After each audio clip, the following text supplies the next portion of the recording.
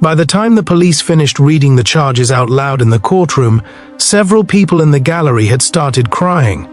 Not because of what he had done, though that was terrible enough, but because of how old he was when he did it, and because of the smile on his face while they read every single word. His name was Callum Voss. He was 14 years old. Rewind 3 years. In the spring of 2019, Callum Voss was 11 years old and already one of the most recognizable child actors in the country.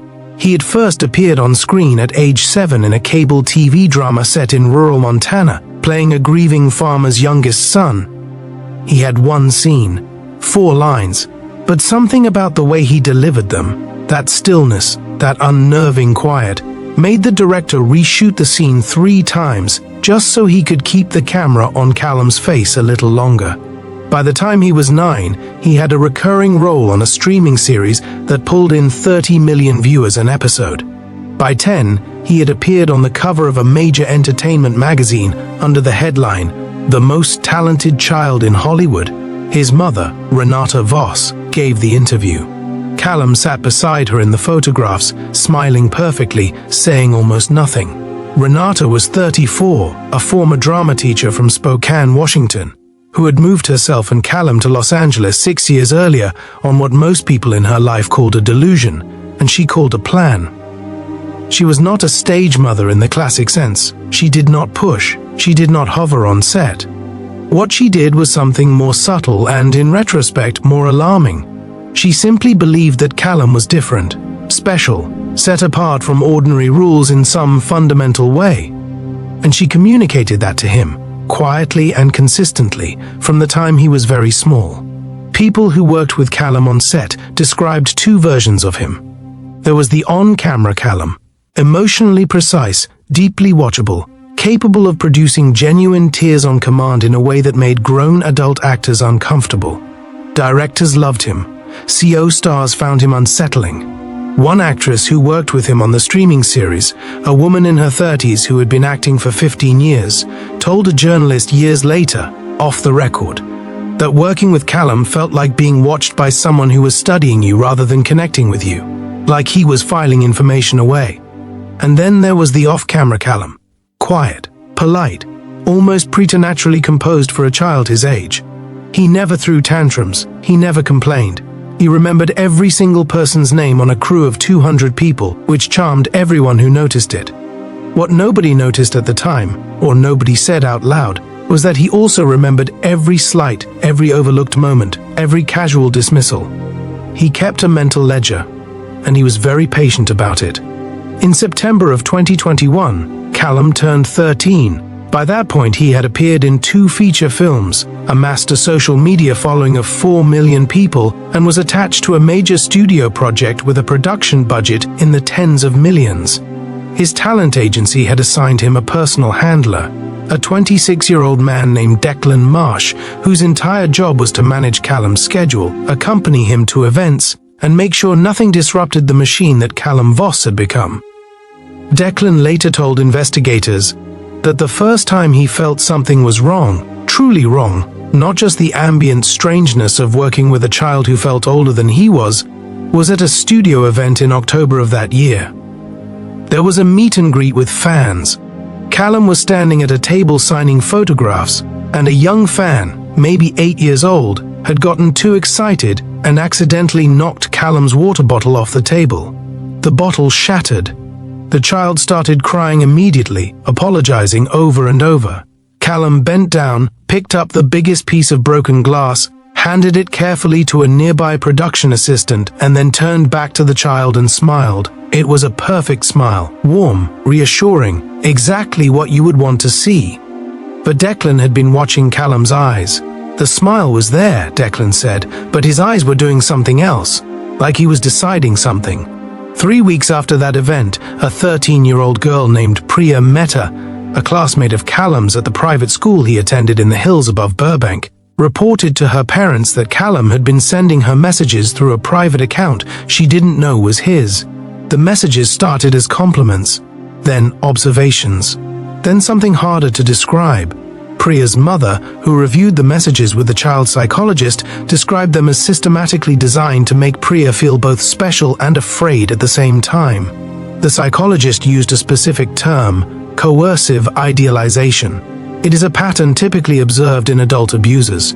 Callum was 13 years old. Priya's family contacted the school. The school contacted Renata Voss. Renata told them her son was a sensitive artist and that Priya had misunderstood the messages. The account was deleted within hours of the meeting. That might have been the end of it. Except that 2 months later, in January of 2022, a 14-year-old boy named Marcus Obi, the son of a producer who had worked with Callum on his first feature film, reported something different. Something that the school this time could not contain and Renata could not explain away. What Marcus described, and what a subsequent investigation confirmed through recovered deleted files on a shared school device, was a months-long coordinated effort by Callum to isolate Marcus from his friend group, not through cruelty, not through anything that could be easily pointed to. Through careful, strategic social engineering. Callum had spent nearly a year positioning himself as Marcus's only true ally, subtly poisoning Marcus's other friendships, intercepting communications, feeding Marcus a curated version of events that made everyone else seem untrustworthy.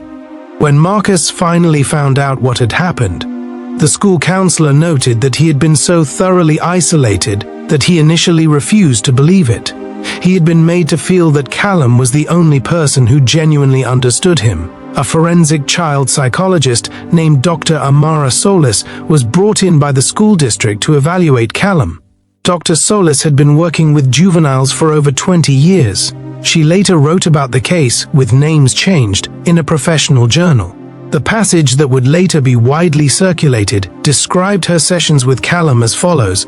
The subject demonstrated an exceptional capacity for emotional mimicry. When empathy was expected, he produced it flawlessly. When confronted directly with the impact of his behavior, he shifted registers instantly, not with denial, not with anger, but with a kind of clinical curiosity about the examiner's reaction. At no point did he appear distressed by what he had done. He appeared interested in it. Dr. Solis recommended Callum be removed from his professional environment immediately and enrolled in a long-term therapeutic program. Renata Voss retained a lawyer within 24 hours of receiving the recommendation. The studio, facing a production timeline and $100 million of committed resources, went very quiet. Then Marcus Obi tried to harm himself. He survived. He recovered. And when he was well enough to speak to investigators, he gave a 12-hour recorded account of everything Callum had done, every message, every conversation, every carefully placed lie. The case moved quickly after that. The charges against Callum Voss were not simple. They were not the charges you charge a child with when a child makes a terrible mistake out of impulse or ignorance.